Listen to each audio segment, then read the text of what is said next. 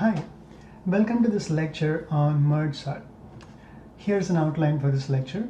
We'll first talk about an operation called merging, which involves combining two ordered arrays to produce a larger ordered array. And then we will discuss how you use this operation of merging to implement a sorting algorithm called merge sort. And then we'll talk about the complexity of sorting algorithms in general. And finally, we'll compare merge sort with some of the other sorting algorithms that we have discussed so far. So merge sort is a sorting algorithm, and it is based on a very simple operation known as merging, which involves combining two ordered arrays to make one larger ordered array. What that means is that the input to the merge operation are two arrays that are individually ordered, and the output of the merge operation is one larger ordered array. Okay.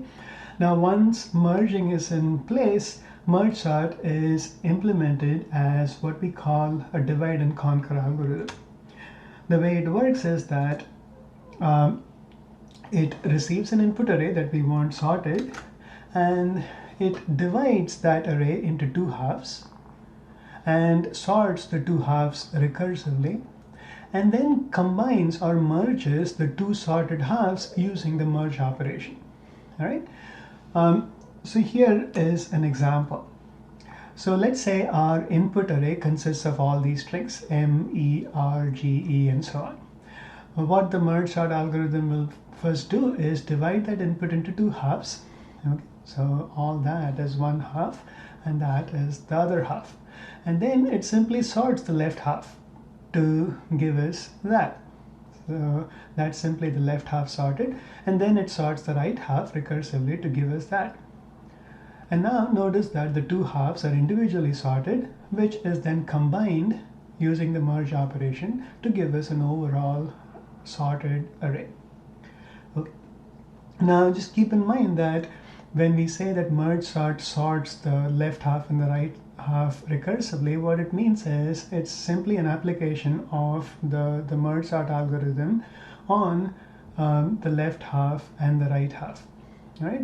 So for example, when we are trying to sort this half using merge sort, it involves the same process, breaking the input into two halves and then sorting the left half and the right half recursively and merging the results to get us that.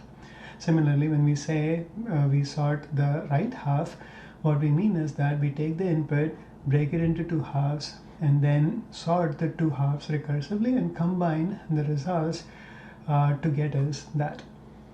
All right? So that's how merge sort works in principle.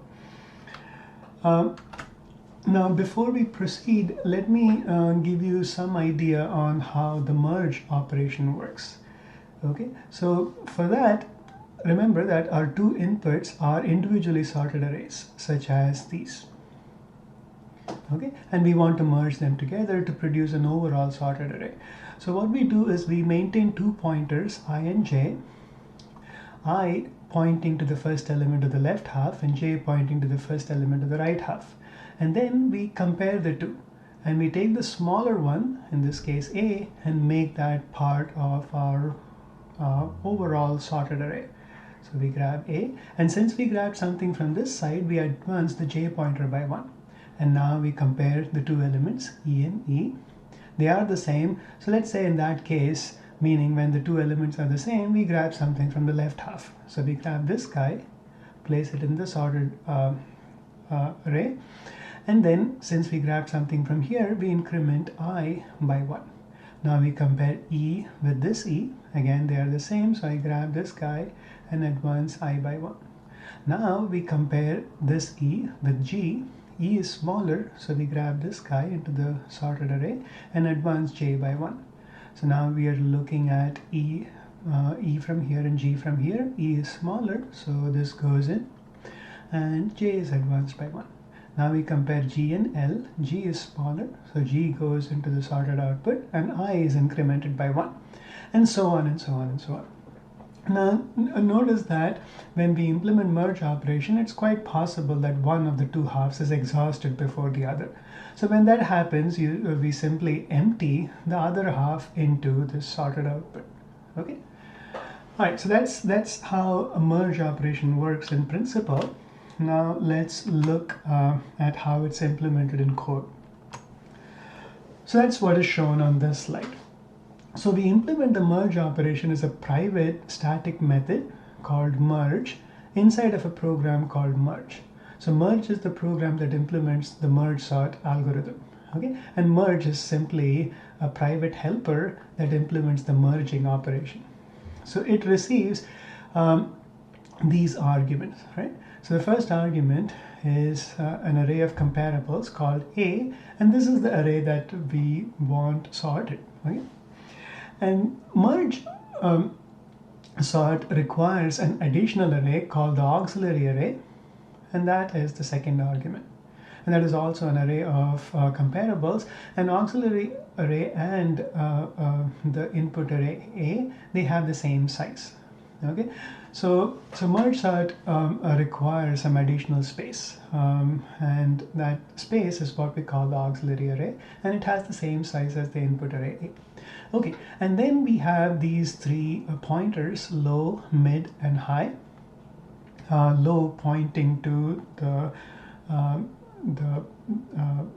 the first element of the segment that we want to merge. Mid points to the midway point of the segment, and high points to the last element of the segment that we want to merge. Okay. So what we are saying is that merge simply merges the two halves that go from low to mid and mid plus 1 to high. Okay, so mid is right there. So merge is responsible for merging these two halves. Okay, so let's see how the code works. So I starts at low. So I starts here, and J starts at mid plus 1. So J starts there. And then what we do is, in this for loop, we simply copy the elements from low to high from the array A into the auxiliary array. So we copy that entire segment of elements from low to high from A into the auxiliary array. And then we implement the merge operation, which is this for loop. So K goes from low all the way up to high, right? And then what we're doing here is we compare I with mid. If I is greater than mid, what it means is that I has crossed over this this dividing line, and that means that the left half is exhausted before the right half. So what do we do in that case? We simply empty the right half into A from the auxiliary array.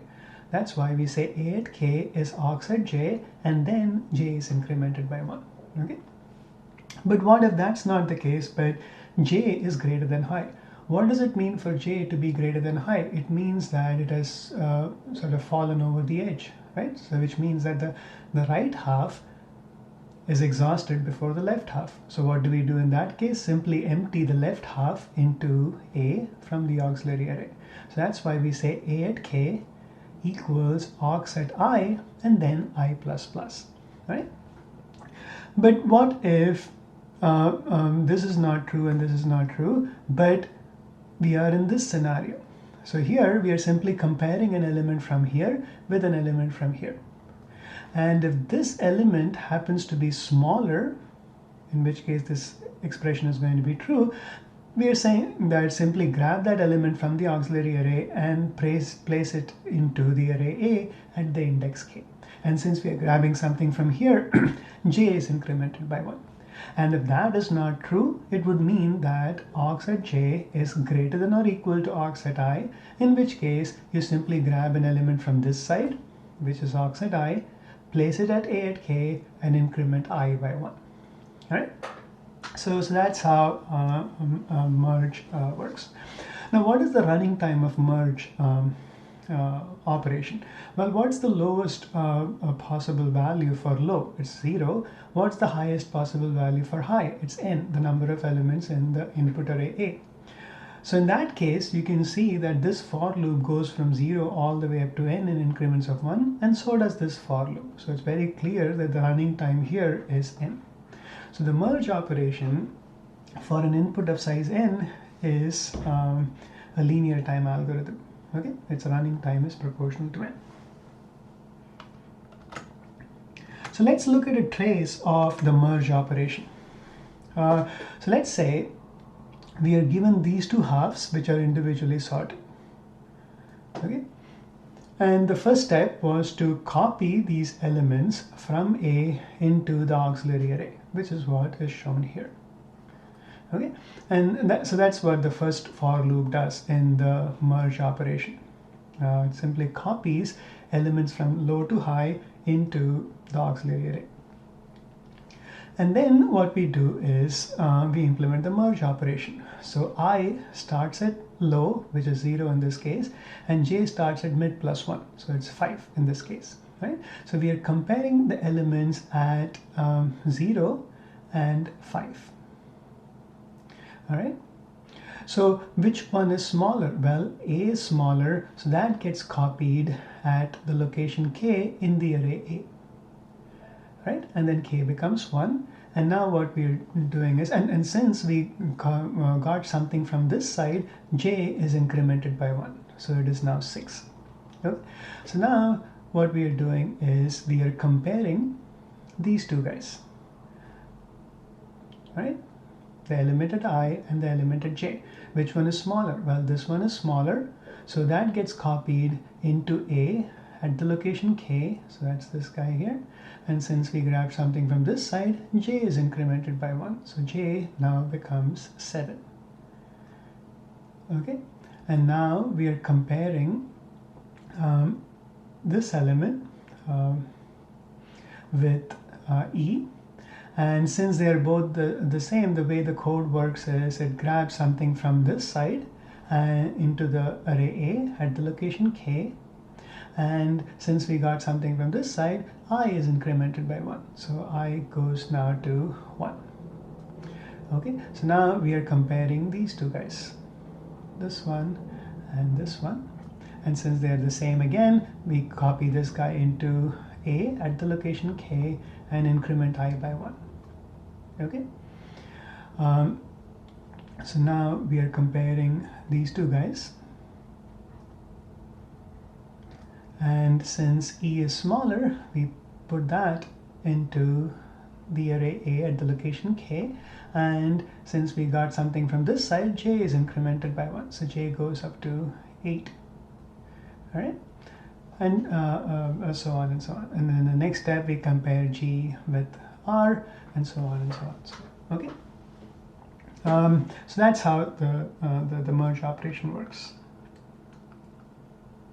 And notice that once merge is done, the entire array is in order. Right?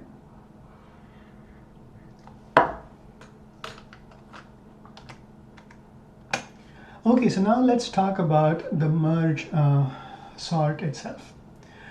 So, the merge sort is implemented as follows. So there is the public sort method, which is static, and it takes an array of comparables as an argument.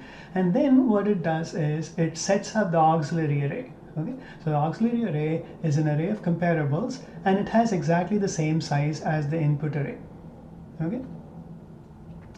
And what it does is it then makes a call to the private sort method, which is this guy, giving it A for the first argument, that's the input array that we want sorted, and then the auxiliary array for the second argument, and then low is set to 0 and high is set to A dot length minus 1. So if A has n elements, I is simply n minus 1. All right?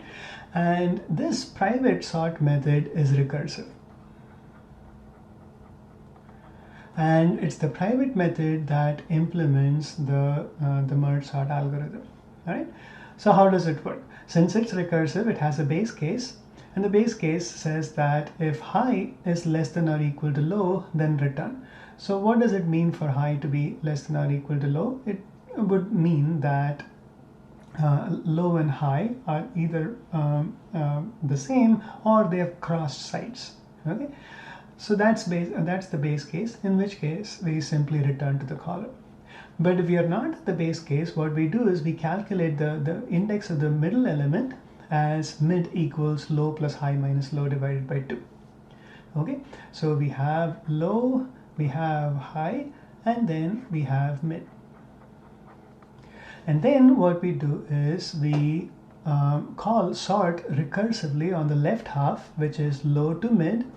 So that's the left half. And then we call merge sort recursively on the right half. So that's mid plus 1 to high. So that's the right half.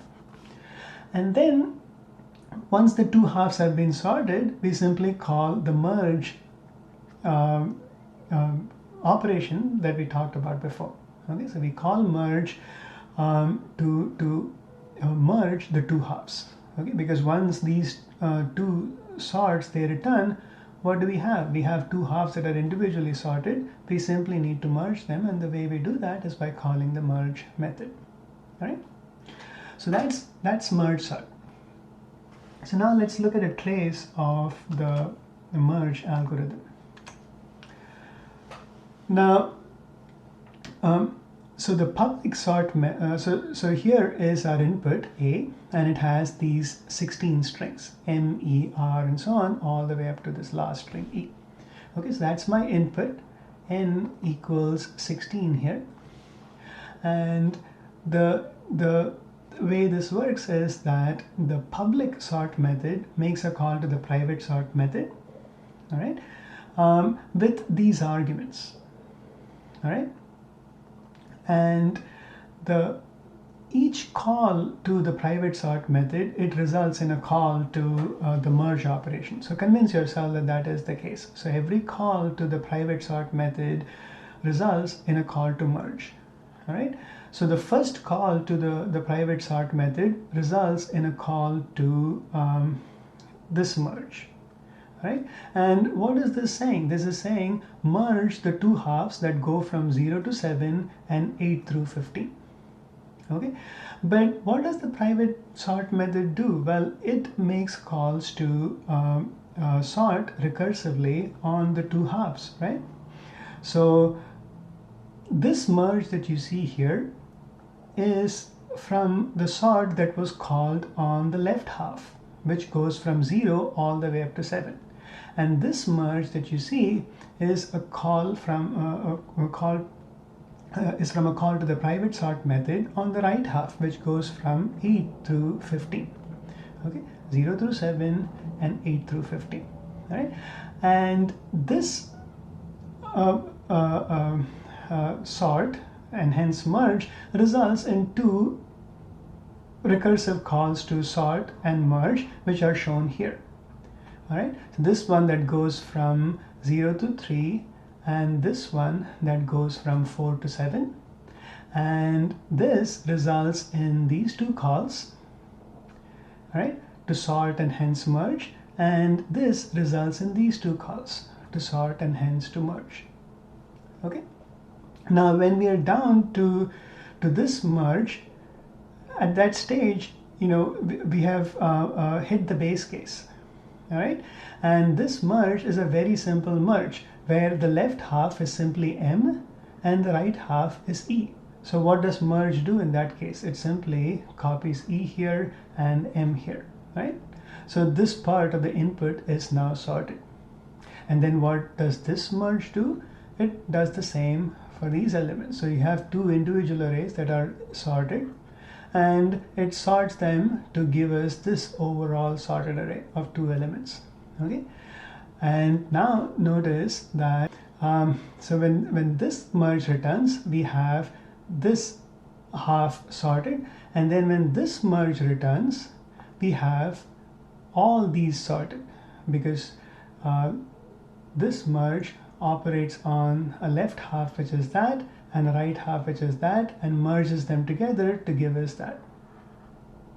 Okay, and this merge here operates on these two elements, E and S, and merges them to give us that half, and this merge here operates on these two elements to give us that.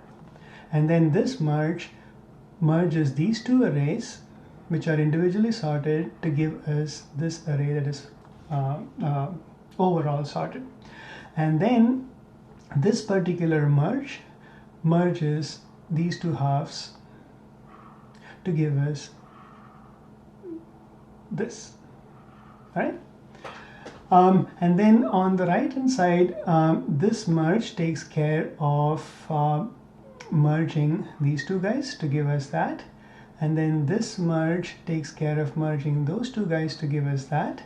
And then this one takes care of merging that and that to give us that. Okay, and so on and so on. And then this merge here merges these two halves, which are individually sorted, to give us that. And then finally, this merge takes care of merging these two halves, which are individually sorted, to give us that. Okay. So that's how the merge sort works.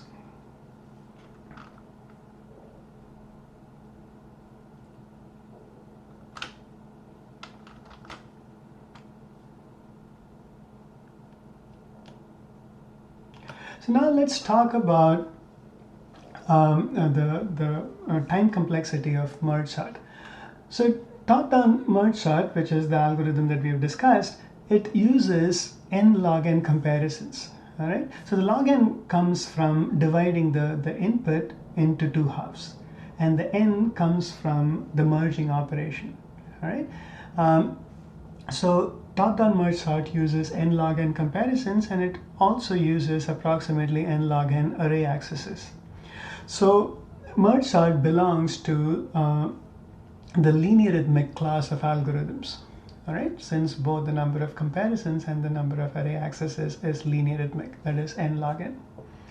Now, merge sort suffers from a disadvantage, which is that it uses extra space, which is proportional to n.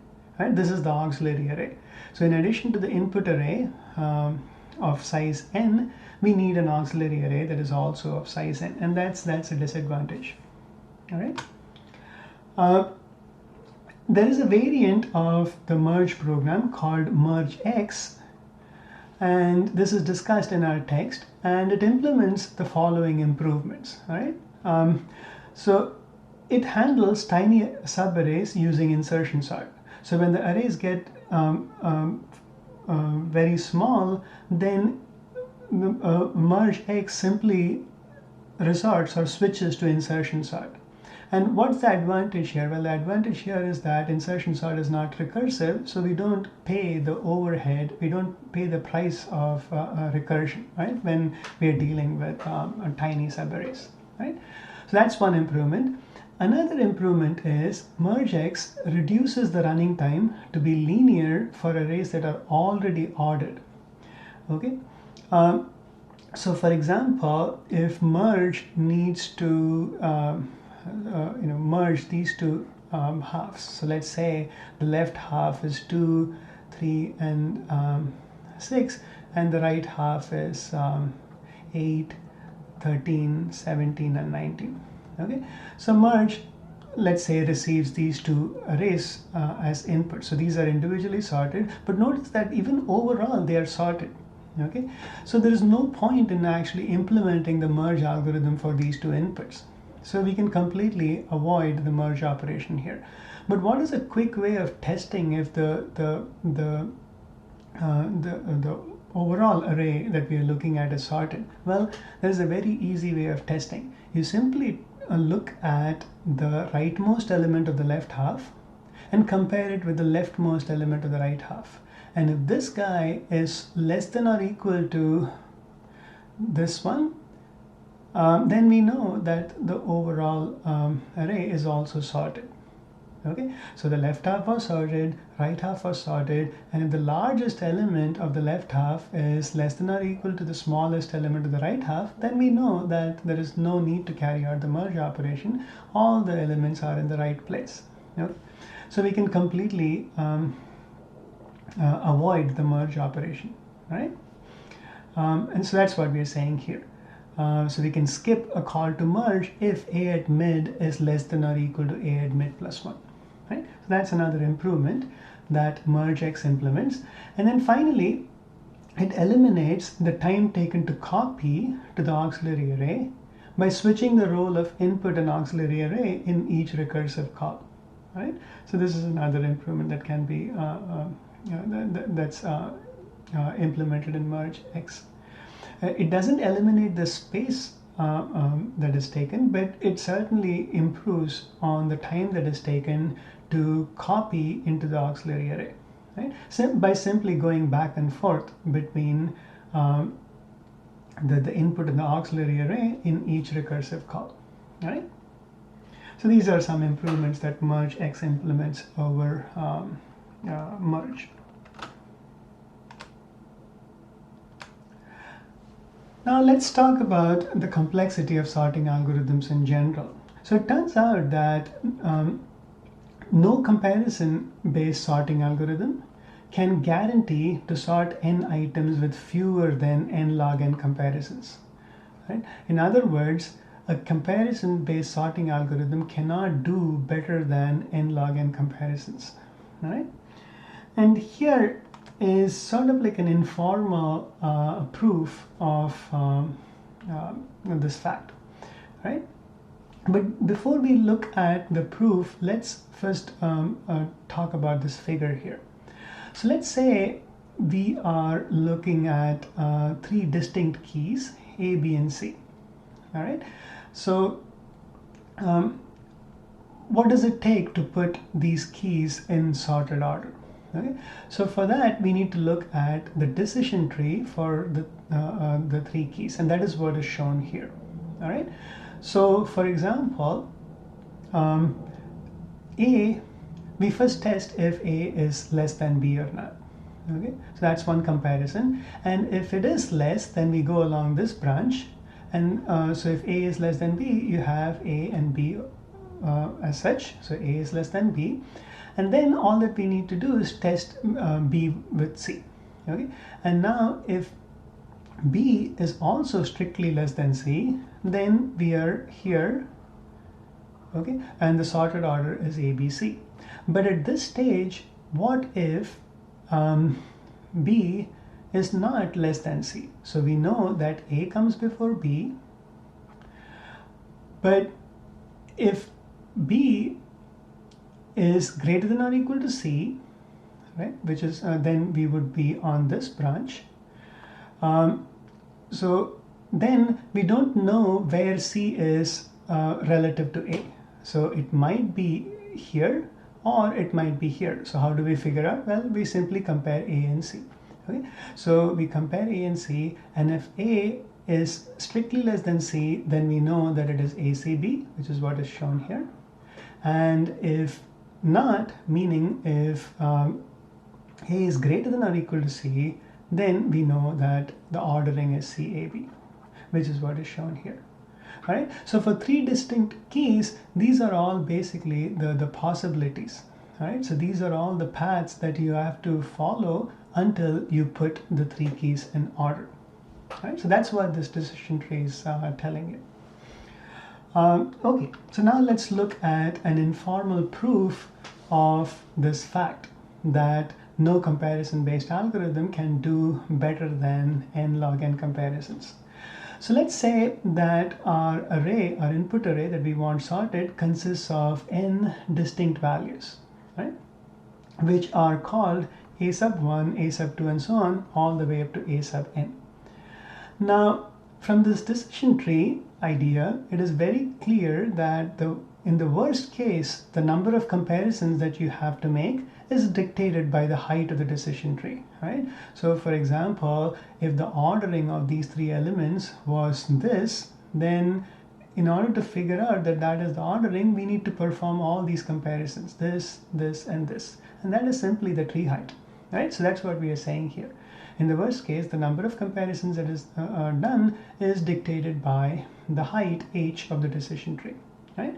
And now here's a fact, which is that a binary tree, meaning a tree that has at most 2 children of height h, has at most 2 to the h leaves, right? So if you have a binary decision tree or binary tree in general that has height h, then it can have at most 2 to the h leaves, okay? And then here's another fact. If I have n distinct keys, then there are n factorial orderings on those keys. So for example, if n is 3, as was here for this example, then what are the different orderings that are possible? Well, there are 6 of them: ABC, ACB, CAB, BCA, CBA, and BAC. Right? So there's 6 orderings.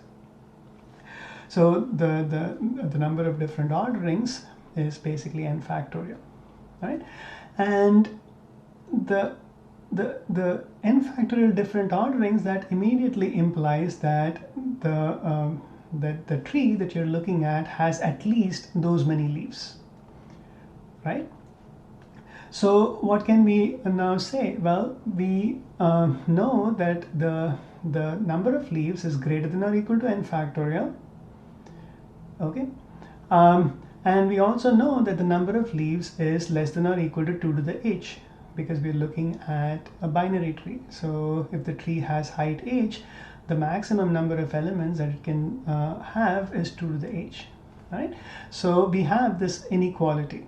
N factorial is less than or equal to the number of leaves, which is less than or equal to 2 to the h. Now if we just focus on these two guys here, what we have is n factorial less than or equal to 2 to the h. Now what we can do is we can take the log of both sides, so we get log of n factorial less than or equal to log of 2 to the h.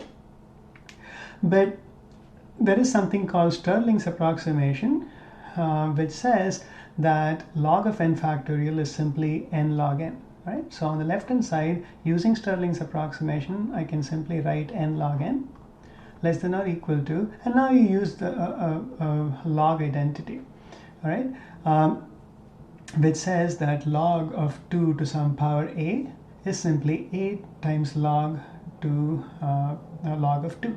Okay, so this can be written as h log of 2, right? And assuming we take log to base 2, this thing is simply 1. So what are we saying here? We are saying that h is greater than or equal to n log n. All right. So what does this mean? Well, here we said that in the worst case, the number of comparisons is dictated by the height of the tree, height of the decision tree, right?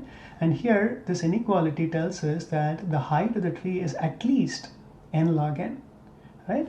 So that's why we say here that a comparison based sorting algorithm cannot do better than n log n comparisons, all right? Because the number of comparisons is dictated by the height of the decision tree, which is at least n log n. Okay, so that's an important result in computer science, which says that no comparison-based sorting algorithm can do better than n log n comparisons.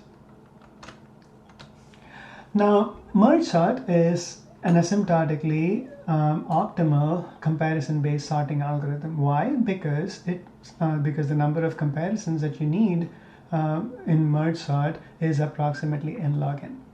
All right, and this theorem here says that you cannot do better than n log n. So what we are concluding then is the fact that merge sort is optimal, right? So the bottom line is that merge sort is amongst the best sorting algorithms out there, right? And the only drawback that it has is the fact that it needs some additional memory, right, in the form of an auxiliary array that we talked about. But in terms of time complexity, it is optimal, right? You can't beat merge sort as far as the running time is concerned.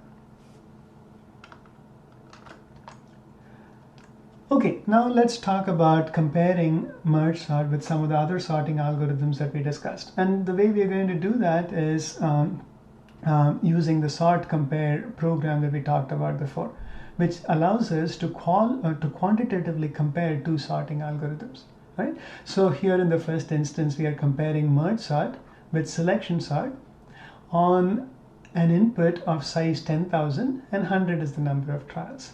And the program tells us that merge sort is about 50 times faster than selection sort. And that is understandable because merge sort is a linear arithmetic algorithm, whereas selection is a quadratic time algorithm. So it makes perfect sense that merge sort is significantly faster than selection sort. What about merge and insertion? The same thing. So here merge sort is again significantly faster than insertion sort on an input of size 10,000. And if you remember this program, this input was basically random doubles, right? So we are sorting 10,000 random doubles. Okay, what about merge sort and shell sort? So that's very interesting. So the program says that merge sort and shell sort are comparable, right? Now this is not a surprise because when we discussed shell sort, we said that we have reasons to believe that shell sort is also linear arithmetic, right? Though we don't have any mathematical result for the average case running time of shell sort, we have some strong reasons to believe that it is linear arithmetic, and hence merge and shell are comparable in terms of the running times. What about merge and the system sort? So by system sort we mean Java's implementation of its sort method, right? So here what the program is saying is that our implementation of the merge sort algorithm is 2 times faster than the system sort. Right? Now 2 is not